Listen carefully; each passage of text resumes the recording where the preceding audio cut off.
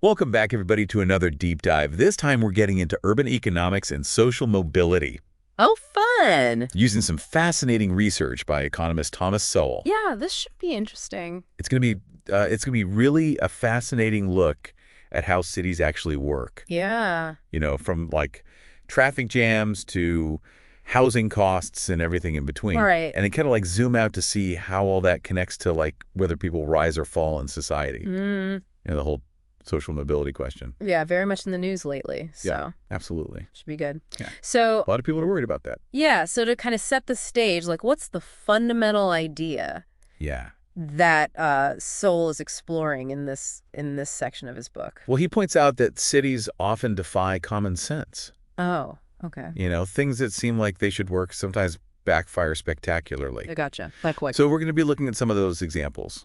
Give me an exact. Well, one of the classic examples is rent control. Which, on the surface, seems like a great way to help people afford housing, right? Sure. But what Sowell highlights is that it can actually worsen the housing shortage. Really? It can make it harder for people to find affordable housing. Wow. That's counterintuitive. It is. So how does that... Yeah, and Egypt's experience with rent control in 1960 is a perfect illustration of this. Egypt. Yeah. Okay. So what happened was... I never would have thought to look there for that example. Yeah. Well, by setting rents below market value, the government discouraged investment in new housing construction. Right. Why would developers build new apartments if they can't charge a reasonable rent, right? Right. At the same time, existing landlords had little incentive to maintain their properties Yeah. because they couldn't increase rents to cover the costs. So everything just kind of falls apart? Yeah, the end result was fewer apartments available. Makes sense. And the ones that did exist were often run down and neglected. So it hurts the very people it's trying to help. Yeah, exactly. Huh. It's like that saying, the road to hell is paved with good intentions. That's a good one. Yeah. Yeah, you think you're doing the right thing, Right. but then these unintended consequences. Yeah, and they're rarely obvious at first glance. Yeah, no kidding. You have to really think it through. Okay, so this reminds me of another, like, urban headache. What's that? Traffic. Oh, yeah. Right? Like, even if you don't live in a big city, Right. you've probably experienced, like, soul-crushing congestion at some point. Yeah. And it feels like, you know, no matter how many roads we build, it never gets better. Right, and so Wohl points out that even, like, free roads aren't truly free. Oh, interesting. We pay for them in wasted fuel, and of course, increased pollution. Right. It's a hidden cost that we often overlook. So what's the answer then, if building more roads, isn't it?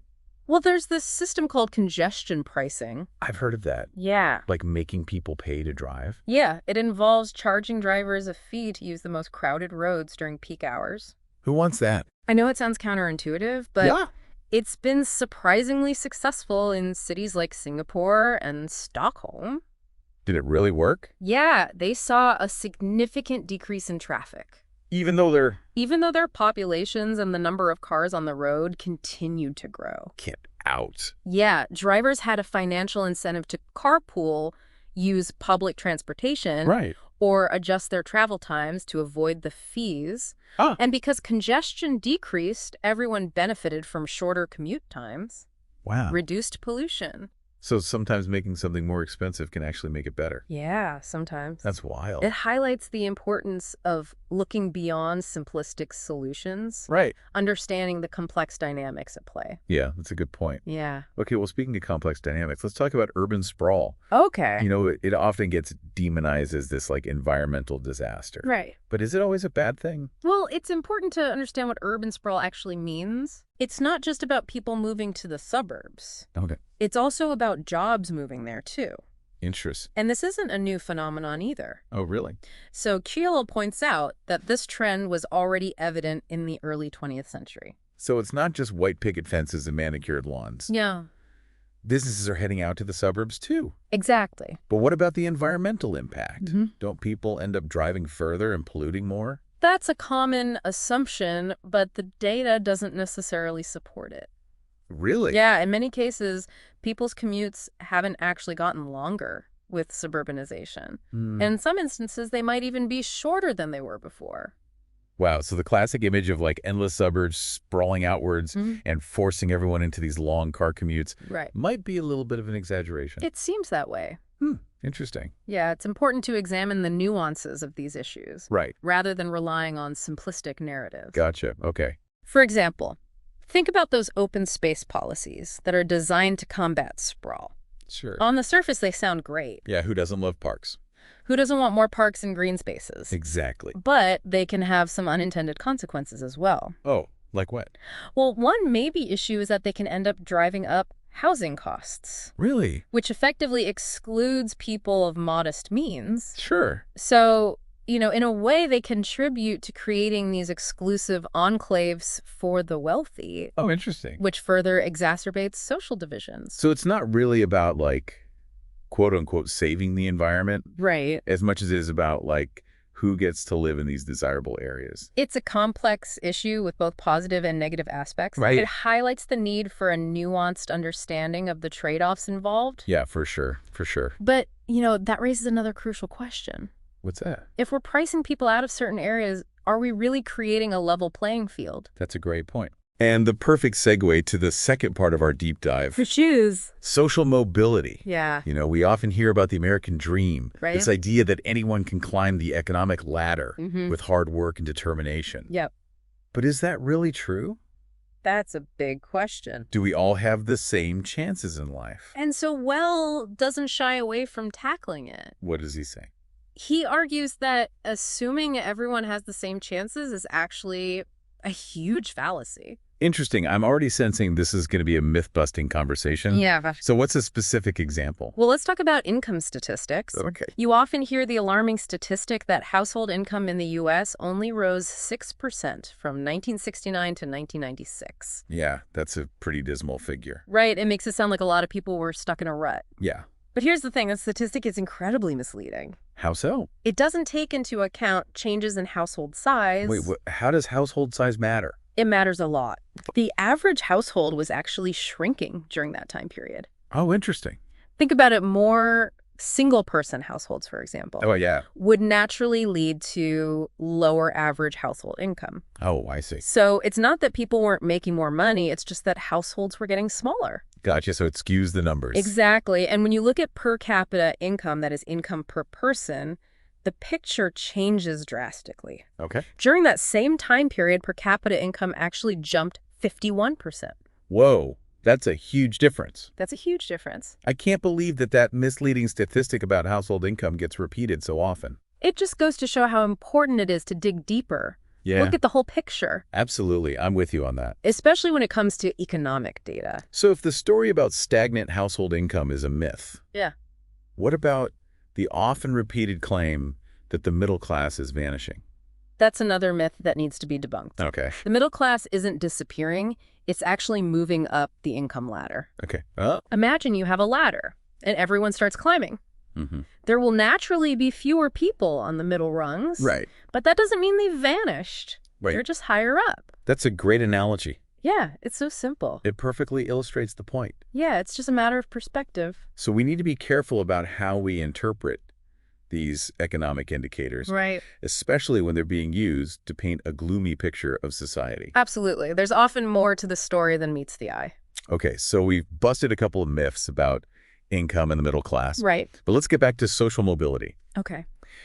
You mentioned that culture plays a big role in people's life chances. Mm-hmm.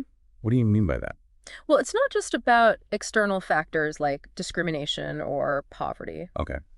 The culture people are exposed to, the values, beliefs, and habits that are instilled in them from a young age, has a huge impact on their future success. Okay, give me a concrete example. Well, studies have shown that even when you control for things like income and education, Black children are more likely to have problems in school if they come from homes that lack certain things. Okay, so like what kinds of things are we talking about? Things like newspapers, magazines, or even library cards. Really? These may seem like small things, but they're indicators of a home environment where learning is valued and encouraged. Oh, okay. Kids from these homes are more likely to develop the knowledge base and intellectual curiosity that will benefit them later in life. So it's not just about how much money you have. Right. It's also about the values and attitudes you're exposed to growing up. Exactly. And that's why it's so important to understand these cultural differences. Right. If we really want to help people improve their lives. It's not about blame. It's Right. about recognizing the power of these influences. This is all really eye-opening. Good. I'm starting to see the world through a different lens. That's what we're here for. I'm eager to continue this conversation and learn more about what Sowell has to say. Sounds good. It's not about blame.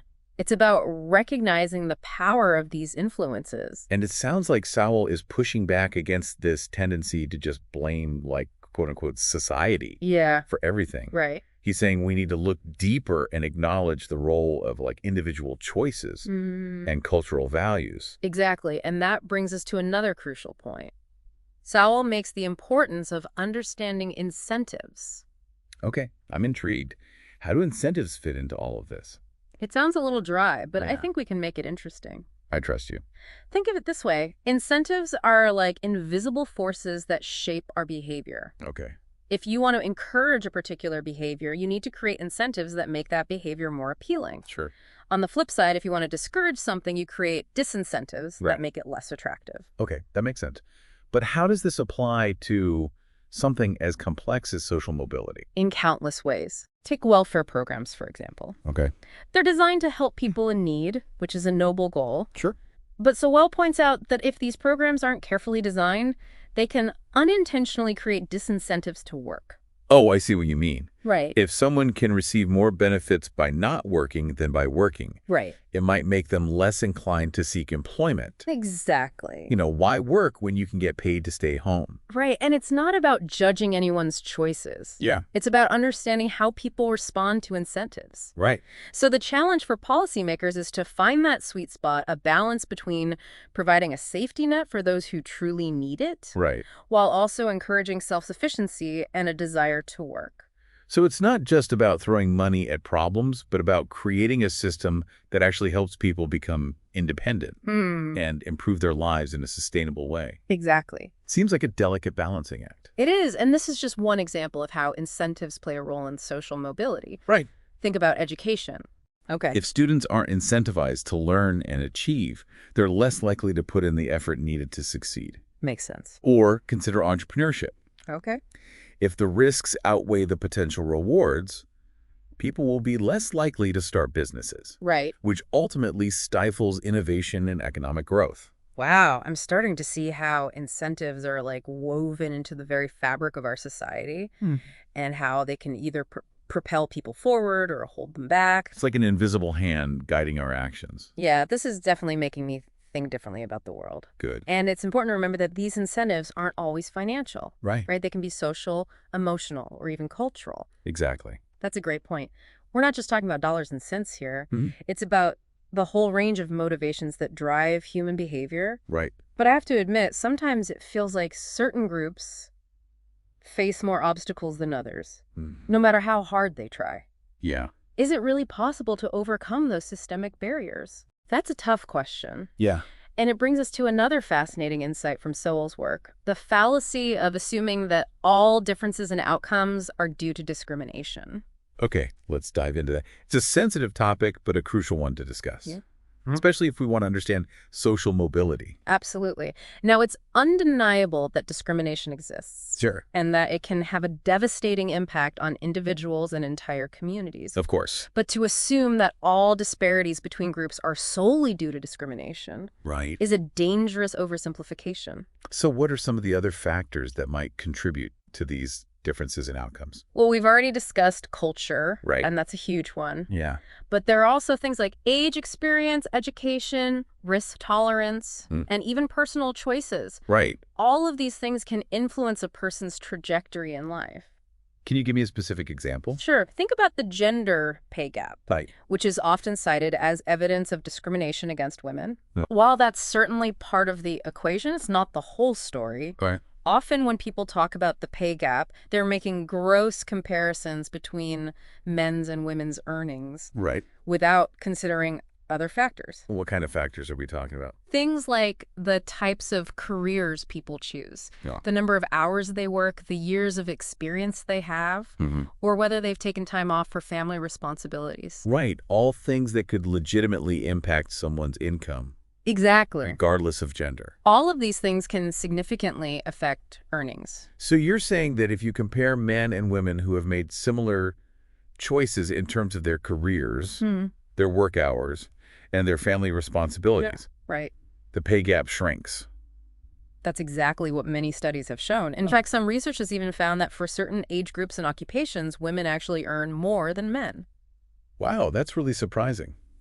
I think a lot of people would be shocked to hear that. It definitely challenges the conventional wisdom. It does. And that's why it's so important to be skeptical of simplistic explanations. Right. And to dig deeper into the data. Yeah. We can't just jump to conclusions about discrimination without considering all of the other factors that might be at play. It sounds like what you're advocating for is a more nuanced and holistic approach to these issues. Exactly. We can't just look at one piece of the puzzle and assume we have the whole picture. Precisely. And that's true not just for gender, but for race, ethnicity, and other group comparisons. Sure. It's essential to approach these issues with a critical eye and a willingness to consider multiple perspectives. So if we can't just blame, quote-unquote, society for everything, how do we start to untangle these complex problems and find solutions that actually work? That's the million-dollar question, isn't it? It feels like we've identified a lot of challenges, but what are the potential paths forward? It means we need to move beyond simplistic solutions and embrace a more nuanced understanding of the challenges we face. Okay, I'm with you on that, but what does that look like in practice? How do we translate this nuanced understanding into concrete action? It means focusing on policies that empower individuals, promote personal responsibility, and create the right incentives for success. Got it. It means recognizing that one-size-fits-all solutions rarely work. Right. And that we need to tailor our approaches to the specific needs of different individuals and communities. So we need to move away from like blanket policies and embrace a more personalized approach. Yeah. That sounds challenging, but also very promising. It is. But what about those who are truly disadvantaged? Those who face systemic barriers that are beyond their control? How do we help them? Of course, we can't ignore those who are facing real obstacles. Right. We absolutely need a safety net in place for those who are truly in need. Sure. But even then, our goal should be to empower people to become self-sufficient, Right. not to create a system of perpetual dependence. It's about finding that balance between compassion and empowerment, right? Yeah. Providing support without fostering a sense of helplessness. Exactly. And it's about recognizing that there is no one-size-fits-all solution. Right. What works for one person may not work for another. Right. We need to be flexible and adaptable in our approach. This whole conversation is making me realize how much more I have to learn. Good. That's a good sign. It's like you've peeled back layers of complexity that I never even knew existed. It's about continually questioning our assumptions and being open to new perspectives. Yeah. And remember, even experts don't have all the answers. Right. It's an ongoing process of learning and discovery. Well said. Yeah. I think our listeners are going to walk away from this deep dive with a lot to think about. Hopefully. And maybe even a little bit of intellectual whiplash. It's all right. A little bit of that's good. But in a good way, of course. Right. I know I'm feeling that way right now. That's the goal. Yeah. To challenge our thinking and expand our understanding of the world. I'm excited to see where this new perspective takes us. But before we wrap up, is there anything else from Sowell's research that you think is particularly relevant to our listeners? There's one more area I'd like to touch on that I think is particularly relevant today, and that's Sowell's work on third world countries. Oh, okay. And the challenges they face in achieving economic development. So we've been talking about cities and social mobility within a country, but now we're kind of like zooming out to look at the global picture. Exactly. So what are some of the common misconceptions about why some countries are rich and others struggle to escape poverty? Well, one of the most persistent myths is that wealthy nations got that way by exploiting poorer ones. Oh, okay. It's a narrative that often ignores the complex historical and economic factors at play. So if exploitation isn't the primary driver of global inequality, what is? Is it just about like natural resources? Well, it's part of it, Okay. but it's not the whole story. Do some countries just have more luck than others? Well, Sowell identifies several key factors that contribute to economic success or failure. And geography is a big one. Oh, interesting. Countries that are landlocked or lack access to major waterways tend to have a harder time developing their economies. All right, because it limits trade. Exactly. They're often limited in their ability to trade, which hinders their access to global markets and technologies. It's like being stuck in a corner of the board game, Right. while other players have like easier routes to resources and trade opportunities. That's a good analogy. So geography kind of deals you a certain hand, but what you do with those cards still matters. Exactly. And that's where factors like history, culture, and government policies come into play. Okay. History undeniably plays a role. Sure. Colonialism, slavery, and other forms of oppression have left lasting scars on many nations. Of course. But Sowell argues that we can't just blame the past for all of today's problems. Right. We need to look at the choices countries are making in the present. It's about taking responsibility for your own destiny, even if you've been dealt a difficult hand. So what are some of the things that successful countries have done differently? Well, there's a clear pattern. Okay. Countries that have embraced free markets, protected property rights, and established a stable legal system tend to see significantly more economic progress than those that haven't. That sounds familiar. Right. We talked about the importance of incentives earlier, and it seems like that principle applies on a global scale as well. Absolutely. You know, if people know their property is secure and that they can reap the rewards of their hard work, right, they're more likely to invest, innovate, and create wealth. Precisely. It's about creating an environment where individuals are empowered to succeed. Okay. Foreign aid can sometimes be helpful in the short term, but it's not a long-term solution. Okay. The real key to sustainable development is fostering self-reliance and creating systems that encourage people to help themselves. So it's not about handouts. Right. It's about building a foundation for lasting prosperity. It sounds like Sowell's insights are relevant, not just for policymakers, but for individuals as well. Definitely. Yeah. What can our listener take away from all of this? I think the biggest takeaway is that we all have a role to play in creating a more just and prosperous world. Okay. We can start by challenging our own assumptions, being open to new perspectives, and recognizing that simple solutions rarely address complex problems. That's a powerful message. We've covered so much ground today. We have. From the inner workings of cities to the global dynamics of wealth and poverty. It's all connected. I feel like I've gained a whole new understanding of how these seemingly disparate issues are interconnected. Good. I'm glad to hear that. And I'm walking away with a renewed sense of hope. Excellent. And a desire to make a difference, even if it's just in my own small corner of the world. That's what it's all about. Yeah, absolutely. Taking that knowledge and using it to create positive change. I couldn't agree more. And I think Sowell's work gives us a framework for thinking about these challenges in a more realistic and productive way. I agree. You know, it's not about easy answers, but about a commitment to understanding, to action, and to the belief that a better future is possible. Well said. And on that note, we'll wrap up this incredible deep dive. Thank you so much for joining us on this journey of discovery. Remember, keep questioning, keep learning, and keep striving to make a difference. Until next time. Thanks for having me.